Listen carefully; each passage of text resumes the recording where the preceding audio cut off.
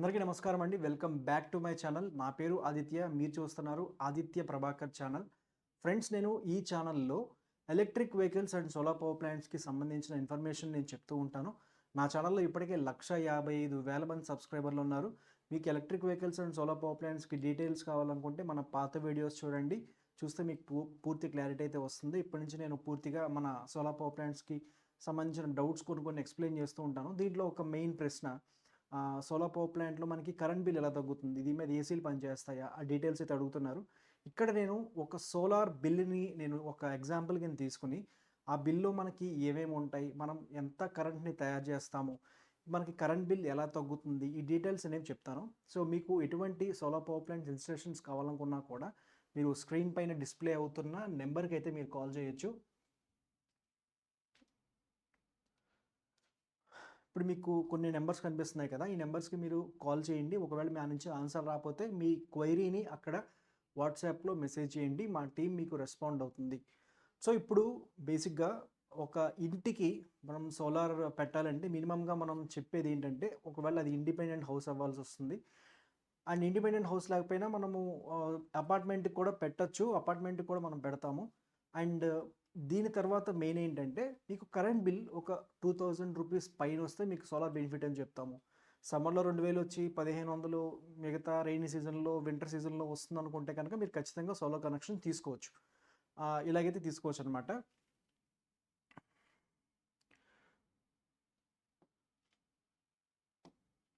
So, first of all solar బిల్‌ని మనం explain చేయాలంటే, ఇక్కడ సోలార్‌లో మనకి 2 టైప్స్ ఆఫ్ కనెక్షన్స్ ఉంటాయండి. ఒకటి ఆన్ గ్రిడ్ అండ్ ఇంకోటి ఆఫ్ గ్రిడ్ అనమాట. ఆన్ గ్రిడ్ అంటే ఏంటి? దీంట్లో మీకు బ్యాటరీస్ ఉండవు. డైరెక్ట్‌గా మన ఇంటి పైన సోలార్ పవర్ ప్లాంట్ ఉంటుంది. దాని నుంచి తయారైన కరెంట్‌ని మనము గ్రిడ్‌లో అంటే పవర్ లైన్‌లో కలుపుతాము.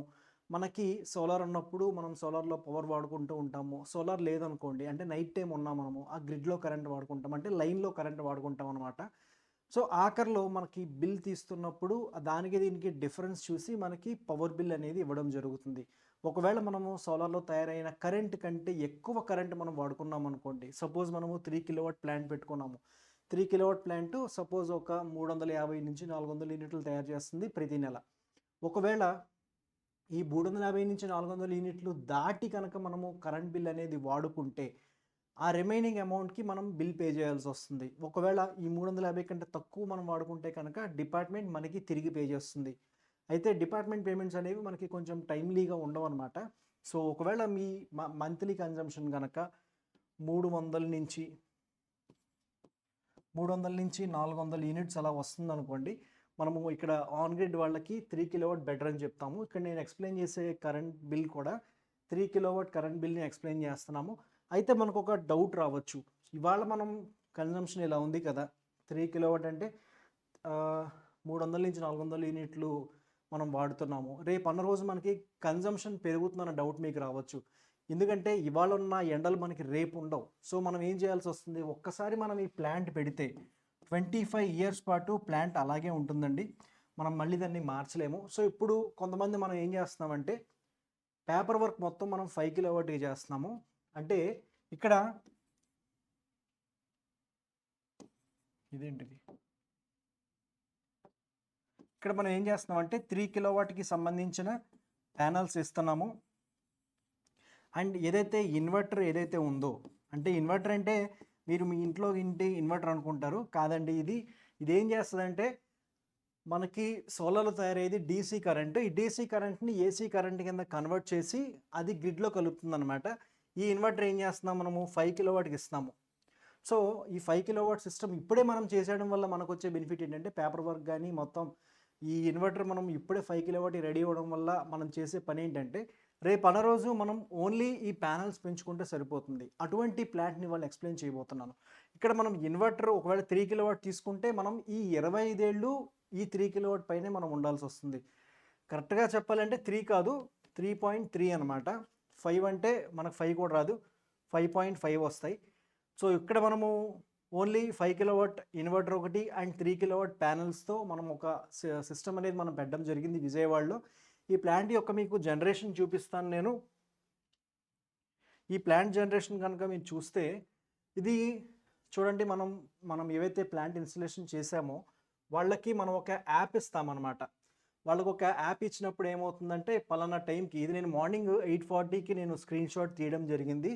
ఆ టైంకి పవర్ అనేది ఇలా ఉంది. అంటే కొంచెం ఇవాళ ఎండగా ఉందన్నమాట విజయవాడలో. సారీ, ఎండ లేదు విజయవాడలో. లేకపోవడం వల్ల ఈ జనరేషన్ వస్తుంది. ఇక్కడ మనం పెట్టింది 3.27 కిలోవాట్. ఇక్కడ మనం ఇన్వర్టర్ 5 కిలోవాట్ ఇచ్చాం. సో ఇదేమైందంటే ఇక్కడ మనం ఒక డేటా చూపిస్తున్నాం చూడండి. ఇక్కడ మీకు 2024 మార్చికి సంబంధించిన డేటా మీకు నేను చూపిస్తున్నాను. ఇలా మనకి రిపోర్ట్ వచ్చేస్తుంది అనమాట. మీరు చూసుకుంటున్నట్లయితే ఇక్కడ దాకా ఒక ఉంది అండ్ ఇక్కడ నుంచి మనకి ఇలా గ్రాఫ్ కొంచెం పైకి వెళ్ళిందనమాట. అంటే గ్రాఫ్ పైకి వెళ్ళడం అంటే అర్థం ఏంటి? మనకి ఎండింగ్ వచ్చేసరికి ఎండలు అనేవి పెరుగుతూ వచ్చాయి. మార్చ్ మనకి 15 దాకా కొంచెం ఎండలు తక్కువ ఉన్నాయి. మార్చ్ 15 తర్వాత ఏమైందంటే కొంచెం ఎండలు ఇలా పెరుగుకుంటూ వచ్చాయి. పీక్ వచ్చేసి మనం మార్చ్ 21న ఇది కరెక్ట్గా 18 యూనిట్ల దాకా పవర్ని తయారు చేస్తుందండి.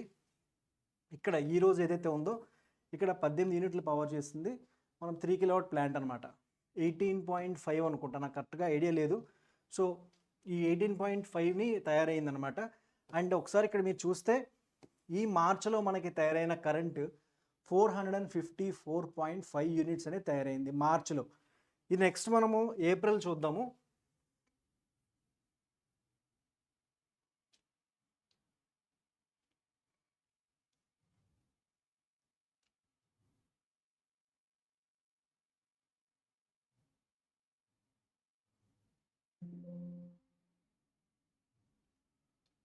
సో ఇదైతే మన ఏప్రిల్ డేటా అండి.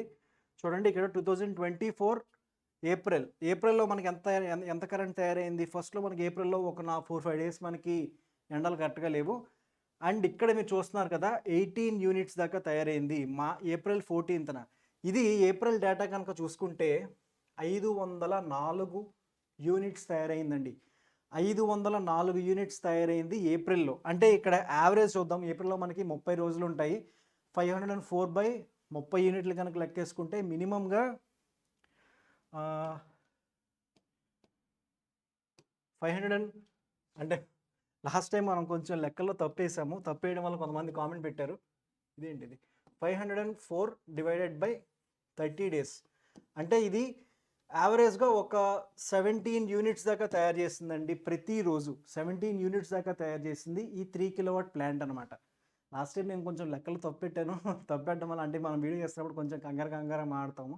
దానివల్ల కొంతమంది నన్ను కామెంట్లు కూడా తిట్టుకున్నారు. కొంచెం చిన్న మిస్టేక్స్ జరుగుతూ ఉంటాయి, కొంచెం నన్ను భరించండి. ఇది చూస్తున్నారు కదా 504/30 డేస్. 500 యూనిట్లు తయారైంది 30 రోజులకి. అంటే మనం డైలీ వచ్చేసి 17 యూనిట్ల దాకా తయారైంది. ఈ 17 యూనిట్లని ఎలా క్యాలిక్యులేట్ చేస్తారు? ఇది ఒక మెయిన్ డౌట్ జనాలకి. ఇది ఒక మెయిన్ డౌట్ చెప్తున్నాను నేను.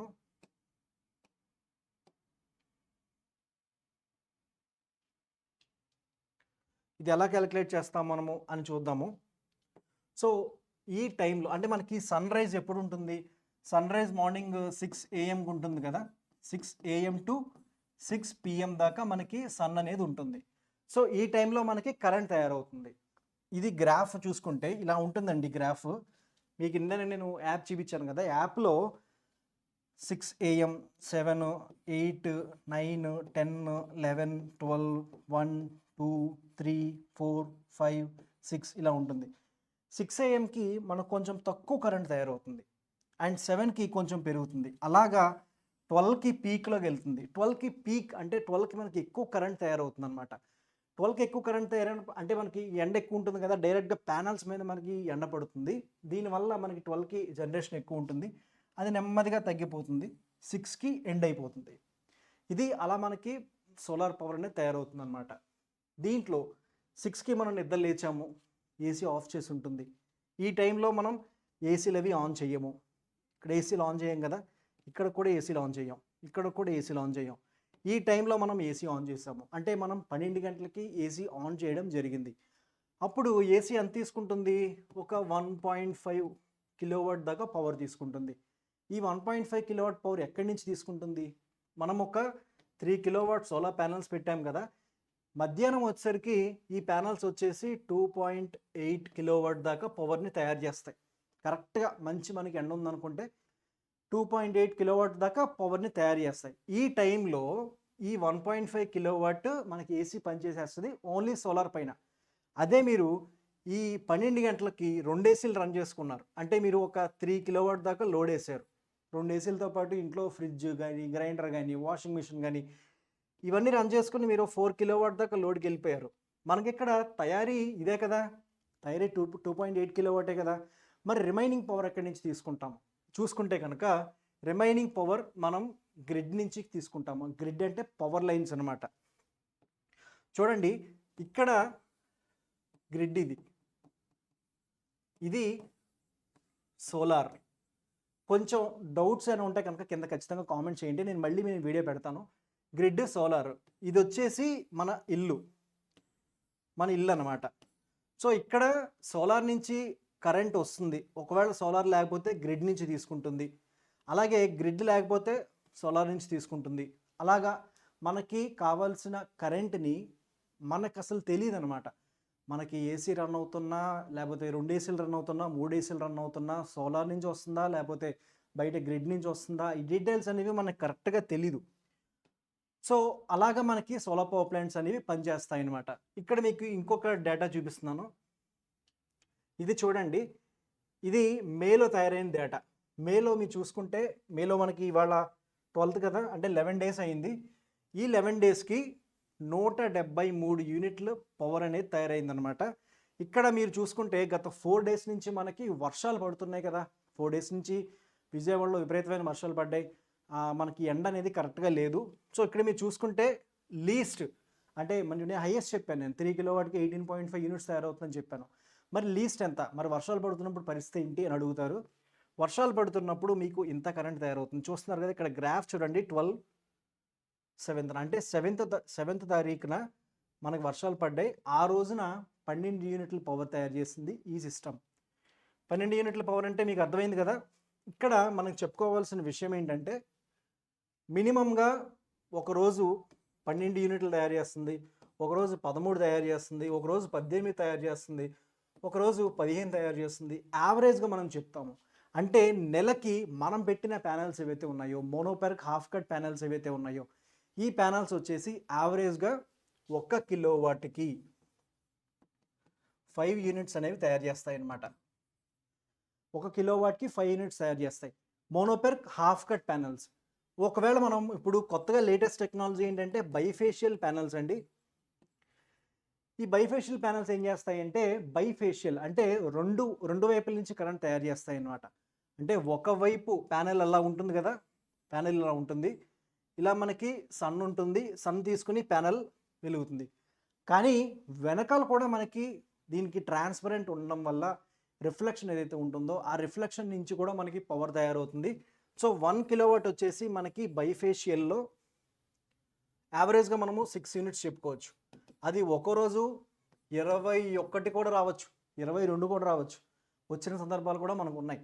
తమిళనాడులో మేము పెట్టిన ప్లాంట్స్లో 21 యూనిట్స్ వచ్చింది బైఫేషియల్ ప్యానెల్ అనమాట. సో యావరేజ్గా మనకి 6 యూనిట్స్ దాకా తయారు చేస్తుంది. మనము ఇప్పుడు వచ్చే లేటెస్ట్ ప్లాంట్స్ ఏవైతే పెడుతున్నామో వాళ్ళకి ఈ బైఫేషియల్ ప్యానెల్స్ అనేవి మనం పెడుతున్నాము. ఇప్పుడు అన్నిటికంటే మెయిన్ ప్రశ్న, సోలార్ బిల్ ఎక్స్ప్లెయిన్ చేద్దామా? సో ఇది నేను చెప్పిన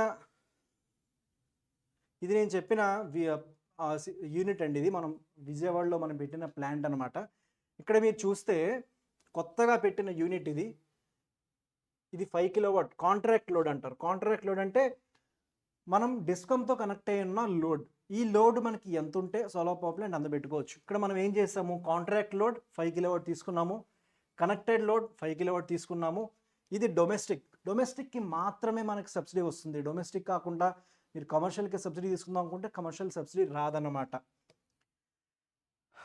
ఇక్కడ మీరు చూస్తున్నారు కదా, ఆ నెలలో అంటే ఫిబ్రవరి, మార్చ్ మనం ఏం చేసామంటే ఈ ప్లాంట్ని ఫిబ్రవరి 15న మనం ఇన్స్టాలేషన్ చేసాం. అంటే ఫిబ్రవరి 15న మనకి మీటర్ వచ్చింది. ఆ రోజులకి వీళ్ళు 177 యూనిట్ల దాకా వాడుకున్నారు. అంటే ఫిబ్రవరి నెలలో వీళ్ళు 170 యూనిట్లు వాడుకున్నారు. సోలార్ జనరేషన్ ఎంత ఉంది, 202 యూనిట్స్ వచ్చిందనమాట. ఆ నెలకి మనం గ్రిడ్కి పంపించిన పవర్ ఏదైతే ఉందో 202 యూనిట్స్. ఇక్కడ మీరు చూసుకుంటున్నట్లయితే సోలార్ ఎక్స్పోర్ట్ యూనిట్స్ అని కనిపిస్తుంది కదా, సోలార్ ఎక్స్పోర్ట్ యూనిట్స్ మనకి 201. ఆ మంత్కి ఫిబ్రవరి, మార్చ్లో మనం ఇచ్చిన పవర్ ఏదైతే ఉందో, సారీ నాకు అది ఆ డేటా లేదనుకుంటా. ఇక్కడ చూడండి మనకి కరెంట్ బిల్ ఎంత వస్తుందని అడుగుతారు. సో మినిమంగా మనము ఇంటికి పెట్టుకునే సోలార్కి మినిమం బిల్ అనేది మనం ఖచ్చితంగా పే చేయాలి. మినిమం బిల్ పే చేయకుండా మనము సోలార్ని మనం వాడుకోలేము. మీకు కనిపిస్తుంది కదా క్లారిటీగా, నేను ఇటు ఉన్నాను అది అటు ఉంటుంది. మినిమం బిల్ ఎంత ఉంటుంది? Fixed charges 50 rupees, customer charges 25 rupees. ఇది 3 కిలోవాట్ సారీ ఇది 5 కిలోవాట్ 3 ఫేస్ కనెక్షన్. 3 ఫేస్ కనెక్షన్కి కొంచెం మనకి ఉంటాయన్నమాట. చూడండి ఇక్కడ గ్రిడ్ ఛార్జెస్ 5 కిలోవాట్ 75 రూపీస్ తీసుకున్నారు. ఈ 50 రూపీస్ 25 రూపీస్ 75 రూపాయలు మొత్తం మీద కలుపుకుంటే 150 రూపాయలు. కరెక్టే చెప్పాను కదా, మళ్ళీ మీరు కింద నన్ను కామెంట్ చేయకండి. 150 రూపాయల దాకా మనం బిల్ని పే చేయాలి.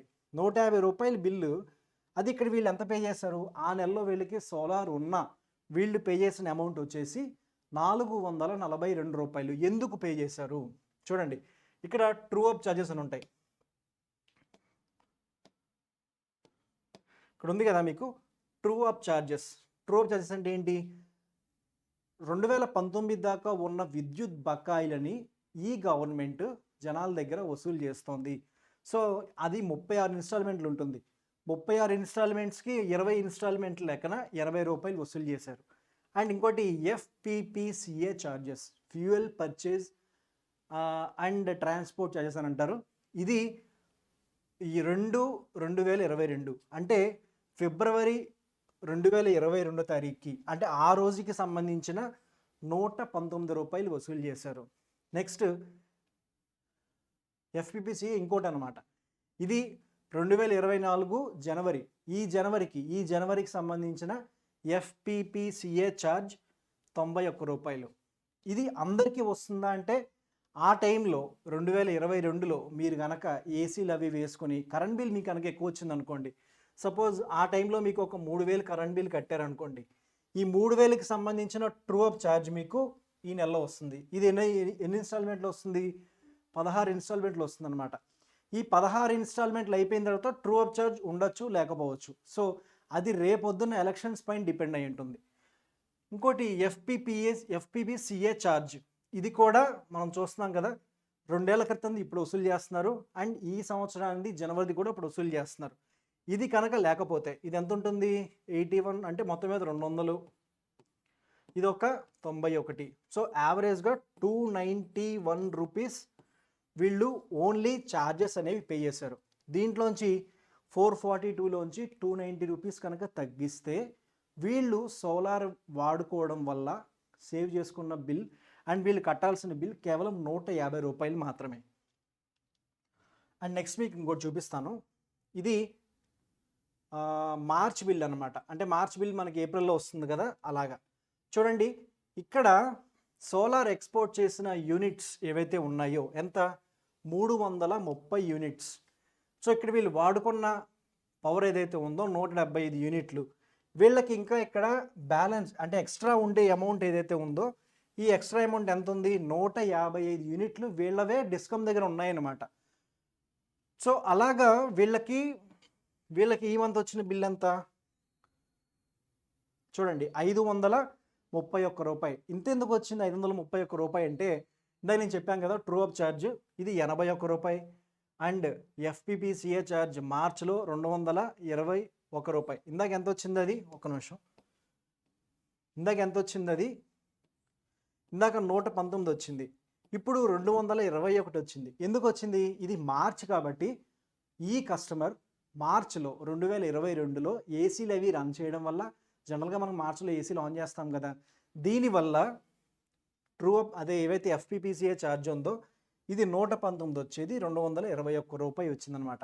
సో ఈ ఛార్జెస్ ఏవైతే ఉన్నాయో 221, 81 అంటే 300, 370 అంటే ఆల్మోస్ట్ 390 రూపాయల దాకా వీళ్ళకి ఎక్స్ట్రా ఛార్జ్ వచ్చింది. సోలార్లో బేసిక్గా 150 యూనిట్లే వీళ్ళకి, బేసిక్గా 150 రూపాయలే. ఈ 150 రూపాయలకి 390 రూపాయలు వీళ్ళకి ఎక్స్ట్రాగా true up charge and FPPCA charge అనేది పడడం జరిగింది. మన జనరేషన్కి డిపార్ట్మెంట్ మళ్ళీ వెనక్కి ఇస్తుందా అంటే ఖచ్చితంగా ఇవ్వాలి, కానీ అది ఎప్పుడు ఇస్తుంది అనేది మనం ఖచ్చితంగా చెప్పలేము. అండ్ ఇంకొకటి, ఈ నెలలో మిగిలిన యూనిట్స్ ఏవైతే ఉన్నాయో దాన్ని నెక్స్ట్ మంత్కి కలపాలి. కొన్ని డిస్కమ్స్ ఏం చేస్తున్నాయి, ఇది నెక్స్ట్ మంత్లో కలుపుతున్నాయి లేదా కలపట్లేదు 6 మంత్స్కి ఒకసారి లెక్కేసి సపోజ్ ఈ 6 మంత్స్లో మనం ఒక 500 యూనిట్స్ దాకా ఎక్స్పోర్ట్ చేసామనుకోండి. ఎక్స్పోర్ట్ అంటే ఏంటి, మీరు వాడుకోగా రిమైనింగ్ కరెంట్ ఏదైతే ఉంటుందో అది గ్రిడ్కి వెళ్ళి ఒక 500 యూనిట్స్ ఉందనుకోండి, దీనికి 3 రూపీస్ లెక్కన లేకపోతే 4 రూపీస్ లెక్కన మనకి పే చేస్తారు. ఇది 6 నెలలకు ఒకసారి మనకి చెక్ రూపంలో మన అకౌంట్లో పడడం జరుగుతుంది. ఇక్కడ మీరు ఒక డౌట్ రావచ్చు కదా, ఒక డౌట్ నాకు తెలుసు కొంతమంది డౌట్ వచ్చే ఉంటుంది. ఇదేంటంటే ఇక్కడ మీరు నాకు కొన్ని చూపించారు, ఏప్రిల్ నెలలో మన తయారీ 450 యూనిట్లు ఉంది కదా, కానీ ఇక్కడ గ్రిడ్ ఎక్స్పోర్ట్ అయ్యింది ఎంత చూపించారు, 330 చూపించారు ఏంటి, మరి మిగతా 120 యూనిట్లు ఏమయ్యాయి అని అడగచ్చు. ఆ 120 యూనిట్లు ఏమయ్యాయంటే జనరల్గా మనం పగలు ఏసీలు అవి రన్ చేస్తాం కదా, పగలు వాడుకున్న కరెంట్ ఇప్పుడు ఆ రోజులో పవర్ మనకి 18 యూనిట్లు తయారైంది అనుకోండి. ఈ 18 యూనిట్లలో మనం పగలు ఒక 5 నుంచి 7 యూనిట్లు కనుక వాడేసుకుంటే పగలు మన ఇంట్లో ఉండే జనరల్ యూసేజ్ ఏదైతే ఉంటుందో ఈ జనరల్ యూసేజ్ మనము వాడేసుకుంటూ ఉంటాం. మన ఇంట్లో ఫ్రిడ్జ్ వేస్తాము, వాషింగ్ మిషన్ వేస్తాము, గీజర్ వేస్తాము, ఇలా వేసి మనము ఒక 5 to 7 యూనిట్స్ అనేవి మనం వాడేస్తాము. ఇది గ్రిడ్కి ఎక్స్పోర్ట్ అవ్వదనమాట. మనం వాడుకోగా రిమైనింగ్ పవర్ ఏదైతే ఉంటుందో అది మాత్రమే గ్రిడ్కి ఎక్స్పోర్ట్ అవుతుంది. సో యావరేజ్గా 17 into 30 రోజులు కనుక లెక్కేసుకుంటే 510 యూనిట్స్ దాకా గ్రిడ్కి వెళ్ళాల్సింది. ఒకవేళ మీరు కనుక పగటి వేళ కరెంటు ఒక 150 యూనిట్ల దాకా మీరు వాడేసుకుంటే ఈ 150 యూనిట్లు మీరు డైరెక్ట్గా గ్రిడ్ నుంచే వాడుకున్నట్లు లెక్క. మిగిలిన 360 యూనిట్లు మాత్రమే గ్రిడ్కి ఎక్స్పోర్ట్ అవుతుంది. దీనికి మాత్రమే మీకు లెక్క వేయడం జరుగుతుంది. ఈ 360 యూనిట్లలో మీరు మళ్ళీ రాత్రి వాడుకుంటారుగా, రాత్రి మళ్ళీ ఒక 150 యూనిట్లు లేదా 170 యూనిట్లు వాడేసుకుంటారు. ఈ 150, 175 యూనిట్లు మీకు మైనస్ చేస్తారు. ఇందాక మీరు చూస్తుంది అదే, అర్థమైంది కదా. ఈ సోలార్ బిల్ అనేది కొంచెం కాంప్లెక్స్గా ఉంటుంది. నేను మీకు పూర్తిగా ఎక్స్ప్లెయిన్ చేశాను అనుకుంటున్నాను. ఇప్పటికీ మీకు అర్థం కాకపోతే కింద కామెంట్ చేయండి, నేను మళ్ళీ ఇంకొక వీడియో పెడతాను. ఇప్పటిదాకా అర్థమయ్యి మీకు మా వీడియో నచ్చినట్లయితే దయచేసి మన ఛానల్కి సబ్స్క్రైబ్ అవ్వండి అండ్ బెల్ నోటిఫికేషన్ క్లిక్ చేయండి. మీకు సోలార్ పవర్ ప్లాంట్ ఇన్స్టలేషన్ కావాలనుకుంటే మీ స్క్రీన్ పైన డిస్ప్లే అవుతున్న నెంబర్కి అయితే మీరు కాల్ చేయొచ్చు. It's Aditya signing off. Thank you. Bye.